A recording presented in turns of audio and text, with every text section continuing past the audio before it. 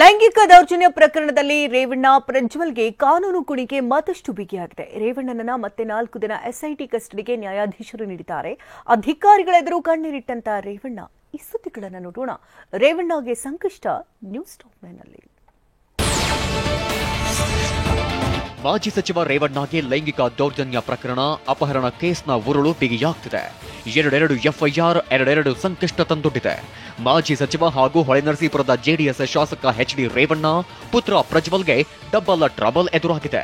Kidnap ಆದ ಮಹಿಳೆ ದೂರು ದಾಖಲಿಸುವ ಸಾಧ್ಯತೆಯಿದ್ದು ಅಪ್ಪ ಮಗನಿಗೆ ಕಾನೂನು ಕುಣಿಕೆ ಮತ್ತಷ್ಟು ಬಿಗಿಯಾಗ್ತಿದೆ. ಸಂತ್ರಸ್ತೆಯ ಕಿಡ್ನಾಪ್ ಕೇಸ್ನಲ್ಲಿ ಶನಿವಾರ ಸಂಜೆ ಮಾಜಿ ಸಚಿವ ಎಚ್ಡಿ ರೇವಣ್ಣರನ್ನ ಅರೆಸ್ಟ್ ಮಾಡಿದ್ದ ಎಸ್ಐಟಿ. ನಿನ್ನೆ ಸಂಜೆ ಮತ್ತೊಮ್ಮೆ ಬೆಂಗಳೂರಿನ ಬೌರಿಂಗ್ ಆಸ್ಪತ್ರೆಯಲ್ಲಿ ಆರೋಗ್ಯ ತಪಾಸಣೆ ಕರೆದೊಯ್ತಿತ್ತು. ವೈದ್ಯಕೀಯ ತಪಾಸಣೆಗೆ ಕರೆತಂದಾಗ ಮಾತನಾಡಿದ ರೇವಣ್ಣ, ಯಾವುದೇ ಪುರಾವೆಯಿಲ್ಲದೆ ಸುಳ್ಳು ಕೇಸ್ ಹಾಕಿದ್ದಾರೆ. ರಾಜ್ಯದ ಇತಿಹಾಸದಲ್ಲೇ ಇದು ರಾಜಕೀಯ ಷಡ್ಯಂತ್ರ ಅಂತ ಆರೋಪಿಸಿದ್ದಾರೆ.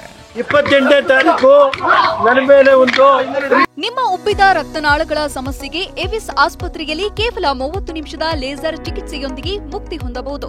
ಹೆಚ್ಚಿನ ವಿವರಗಳಿಗಾಗಿ ಸಂಪರ್ಕಿಸಿ 8088837000.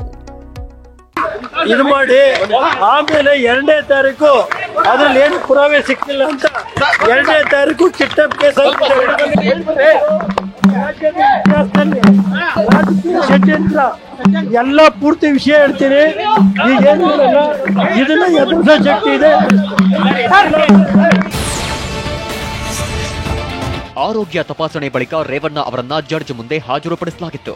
ಕೋರಮಂಗಲದ ಎನ್ಜಿವಿಯಲ್ಲಿರುವ ಜಡ್ಜ್ ನಿವಾಸಕ್ಕೆ ಕರೆದೊಯ್ದ ಎಸ್ಐಟಿ ನ್ಯಾಯಾಧೀಶ ರವೀಂದ್ರ ಕಟ್ಟಿಮನೆ ಮುಂದೆ ಹಾಜರುಪಡಿಸಿತ್ತು.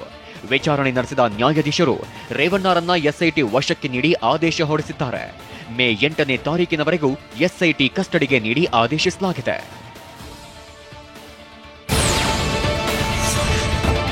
ಜಡ್ಜ್ ನಿವಾಸಕ್ಕೆ ತೆರಳುವ ಮುನ್ನ ಅಧಿಕಾರಿಗಳ ಬಳಿ ಅಳಲು ತೋಡಿಕೊಂಡಿರೋ ರೇವಣ್ಣ, ನನಗ್ಯಾಕೆ ಹೀಗೆ ಮಾಡ್ತಿದ್ದೀರಾ? ನಾನು ಯಾರಿಗೂ ಅನ್ಯಾಯ ಮಾಡಿದವನಲ್ಲ. ನನ್ನ ರಾಜಕೀಯ ಭವಿಷ್ಯ ಹಾಳು ಮಾಡಿದ್ರಿ ಎನ್ನುತ್ತಾ ಕಣ್ಣೀರಿಟ್ಟಿರೋ ಬಗ್ಗೆ ಮಾಹಿತಿ ಇದೆ. ಕಿಡ್ನಾಪ್ ಕೇಸ್ನಲ್ಲಿ ಎಸ್ಐಟಿ ಬಲೆಗೆ ಬಿದ್ದಿರೋ ರೇವಣ್ಣಗೆ ಸಂಕಷ್ಟದ ಮೇಲೆ ಸಂಕಷ್ಟ ಎದುರಾಗ್ತಿದೆ. ಕಿಡ್ನಾಪ್ ಆಗಿದ್ರು ಎನ್ನಲಾದ ಸಂತ್ರಸ್ತೆ ಹೇಳಿಕೆ ಮೇಲೆ ಅಪ್ಪ ಮಗನ ಭವಿಷ್ಯ ನಿಂತಿದೆ. ಹೀಗಾಗಿ ಸಾಂತ್ವನ ಕೇಂದ್ರದಲ್ಲಿದ್ದ ಸಂತ್ರಸ್ತೆ ವಿಚಾರಣೆ ನಡೆಸಿದ ಪೊಲೀಸರು ಹೇಳಿಕೆ ದಾಖಲಿಸಿಕೊಂಡಿದ್ದಾರೆ. ಮೊದಲಿಗೆ ದ್ವಂದ್ವ ಹೇಳಿಕೆ ನೀಡುತ್ತಿದ್ದ ಸಂತ್ರಸ್ತೆ, ನನ್ನ ಯಾರು ಕಿಡ್ನಾಪ್ ಮಾಡಿಲ್ಲ, ನಾನೇ ಹೋಗಿದ್ದು ಅಂತ ಹೇಳಿದ್ದಾರೆ. ಮತ್ತೊಮ್ಮೆ ಯಾರೋ ಸ್ಥಳೀಯರು ಕರೆದುಕೊಂಡು ಹೋದ್ರು ಅಂತ ಹೇಳಿದ್ದಾರೆ. ಇದರಿಂದ ಸಂತ್ರಸ್ತೆಗೆ ಎಸ್ಐಟಿ ಅಧಿಕಾರಿಗಳು ಒಂದಿಷ್ಟು ಸಮಯ ಕೊಟ್ಟಿದ್ದಾರೆ.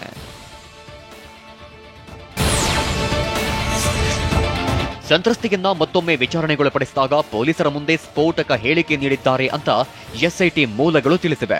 ಬಲವಂತವಾಗಿ ನನ್ನನ್ನ ದೈಹಿಕವಾಗಿ ಬಳಸಿಕೊಂಡಿದ್ದಾರೆ ಅಂತ ಮಹಿಳೆ ಹೇಳಿಕೆ ನೀಡಿದ್ದಾರೆ. ಸಂತ್ರಸ್ತೆಯ ಈ ಹೇಳಿಕೆ ಆಧರಿಸಿ ಪ್ರಜ್ವಲ್ ಹಾಗೂ ರೇವಣ್ಣ ವಿರುದ್ಧ ಮತ್ತೊಂದು ಕೇಸ್ ದಾಖಲಾಗುವ ಸಾಧ್ಯತೆ ಇದೆ. ಸಂತ್ರಸ್ತೆ ಹೇಳಿಕೆ ಆಧರಿಸಿ ಪ್ರಜ್ವಲ್ ವಿರುದ್ಧ ರೇಪ್ ಕೇಸ್ ಹಾಕಲು ಎಸ್ಐಟಿ ಸಿದ್ಧತೆ ಮಾಡಿಕೊಂಡಿದೆ. ಇದರಿಂದ ತಂದೆ ಮಗ ಇಬ್ಬರಿಗೂ ಸಂಕಷ್ಟ ಎದುರಾಗಿದೆ. ಸಂತ್ರಸ್ತೆ ಮಹಿಳೆ ಬಲವಂತವಾಗಿ ದೈಹಿಕವಾಗಿ ಬಳಸಿಕೊಂಡ್ರು ಅಂತ ಹೇಳಿಕೆ ದಾಖಲಿಸಿದ್ರೆ, ಇತ್ತ ರೇವಣ್ಣ ಮಾತ್ರ ಮಹಿಳೆ ಆರೋಪವನ್ನ ಅಲ್ಲಗೆಳೆಯುತ್ತಿದ್ದಾರೆ. ಎಸ್ಐಟಿ ಪ್ರಶ್ನೆಗೆ ಸರಿಯಾಗಿ ಉತ್ತರ ನೀಡದ ರೇವಣ್ಣ, ಕಿಡ್ನಾಪ್ಗೂ ನನಗೂ ಸಂಬಂಧವಿಲ್ಲ, ಕಿಡ್ನಾಪ್ ಮಾಡಿ ಅಂತ ನಾನು ಯಾರಿಗೂ ಹೇಳಿಲ್ಲ ಅಂತ ಒಂದೇ ಉತ್ತರ ನೀಡಿದ್ದಾರಂತೆ. ರೇವಣ್ಣ ಮಹಿಳೆ ಆರೋಪವನ್ನ ತಳ್ಳಿ ಹಾಕಿದ್ರೆ ಎಸ್ಐಟಿ ಅಧಿಕಾರಿಗಳು ಪ್ರಶ್ನೆಗಳ ಮೇಲೆ ಪ್ರಶ್ನೆ ಕೇಳಿದ್ದಾರಂತೆ.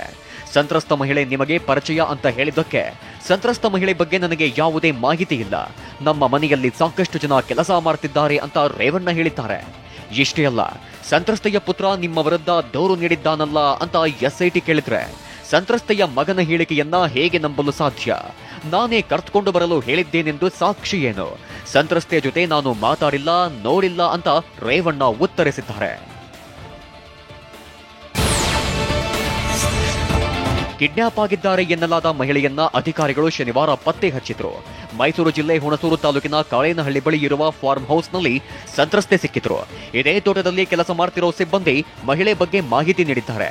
3 ದಿನದ ಹಿಂದೆ ಇಲ್ಲಿಗೆ ಬಂದಿದ್ರು, ಕೆಲಸಕ್ಕೆ ಬಂದಿದ್ದೀನಿ ಅಂದೋರು ಪೊಲೀಸರು ಬರ್ತಿದ್ದಂತೆ ಓಡೋದ್ರು ಅಂತ ಮಾಹಿತಿ ನೀಡಿದ್ದಾರೆ. ಪೊಲೀಸ್ ಬಂದಮೇಲೆ ಗೊತ್ತಾಗಿದ್ದು ನಮಗೆಲ್ಲ ಇಂಥವ್ರು ಹಿಂಗೆ ಅಂತ. ಇವು ಏನಂದ್ರು ನಮಗೆ ಸಂಬಳಕ್ಕೆ ಇದ್ದೀವಿ ಅಂತ ಹೇಳ್ಕೊಂಡಿಲ್ಲ ಸಿ. ನಮಗೇನು ಹಿಂಗಂತ ಗೊತ್ತು, ಸಂಬಳಕ್ಕಂದ್ರೆ ನಮ್ಮ ಹಂಗೆ ಸಂಘ ಕಟ್ಬೇಕು ಅವೆಲ್ಲ ಕಟ್ಬೇಕು ಅಂತ ಇರ್ತಲ್ಲ, ಹಂಗಂತ ತಿಳ್ಕೊಂಡು ನಮ್ಗೆ ಇಂಥ ಅಂತ ಗೊತ್ತಿತ್ತಿಲ್ಲ. ಇಂಥವ್ರು ಅಂತ ಹಿಡ್ಕೊಡಕ್ಕೆ ಹೋದಾಗ ಹತ್ತಕೊಂಡು ಹೋಗ್ಬಿಡ್ಲು ತಪ್ಪಿಸ್ಕೊಂಡು. ಆಗ ಹುಣಸೂರಲ್ಲಿ ಬಸ್ ಸ್ಟ್ಯಾಂಡಲ್ಲಿ ಸಿಕ್ಕಿರೋದು ಸರ್ ಅವರು.